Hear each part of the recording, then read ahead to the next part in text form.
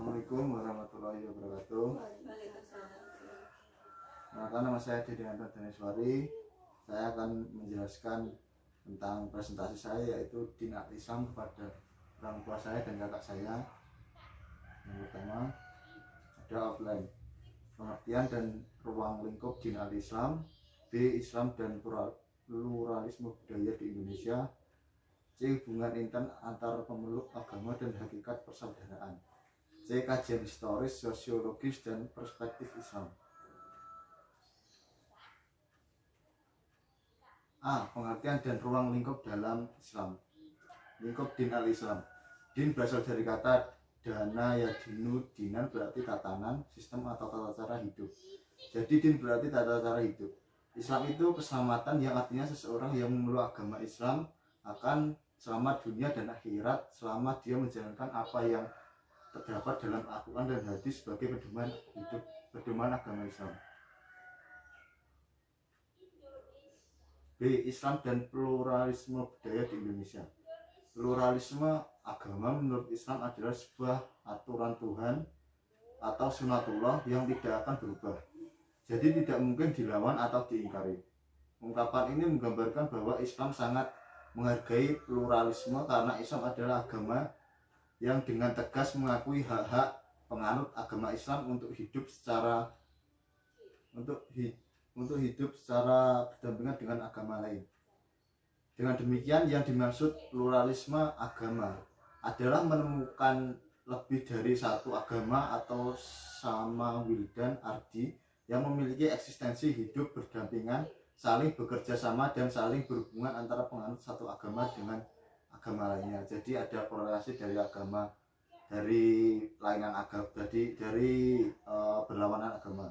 Hal ini sesuai dengan sila pertama Pancasila yang berbunyi ketuhanan yang Maha Esa, dan Undang-Undang 1945 pasal 29 ayat 2 yang berbunyi negara menjamin kemerdekaan tiap-tiap penduduk untuk memeluk agamanya masing-masing dan untuk beribadat menurut agama dan kepercayaannya itu.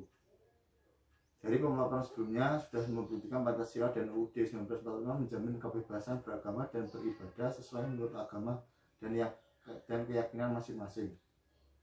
Jadi kebebasan beragama dan berbudaya di Indonesia sangat dijunjung tinggi.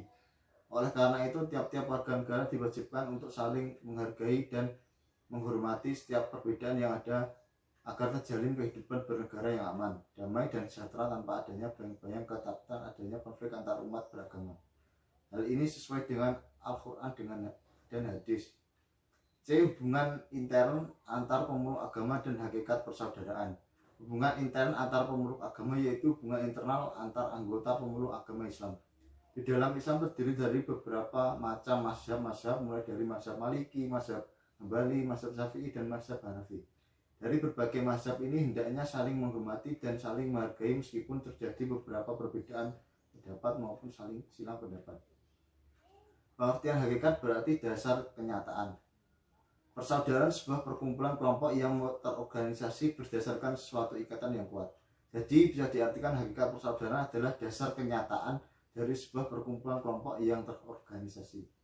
Hakikat persaudaraan antar pemeluk agama Islam seperti yang ada pada Al-Quran Al-Quran surat Al-Hujurat ayat 10 yang berbunyi, yang artinya orang-orang beriman itu sesungguhnya bersaudara. Sebab itu damaikanlah atau perbaikilah hubungan antar kedua saudaramu itu dan takutlah terhadap Allah supaya kamu mendapat rahmat.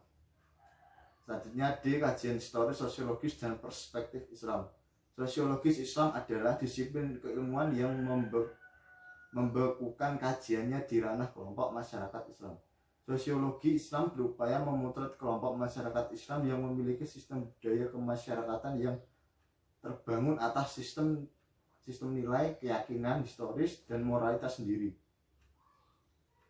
Dalam lingkup kajian sosiologi Islam, tulisan ini merefleksikan sikap keberagaman umat Islam di Indonesia yang menunjukkan pola hubungan keberagaman yang kompleks, bukan hanya fakta demografis sebagai masyarakat mayoritas di Indonesia. Sosiologi Islam harus mencakup sebagai alat analisis sosiologi.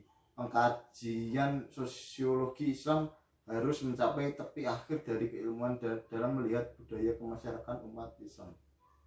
Pengembangan lain dari sosiologi Islam adalah penggabungan berbagai disiplin keilmuan maupun berbagai paradigma dalam sosiologi, misalnya paradigma konstruksi pengetahuan, fakta sosial, definisi sosial, dan paradigma yang lain berdasarkan mata teori yang dibangun para sosiologi barat maupun ilmuwan Islam. Terima kasih. Berikut presentasi dari saya. Bila ada salah itu milik saya dan kebenaran milik Allah Subhanahu wa taala. Saya tutup dengan bacaan alhamdulillah.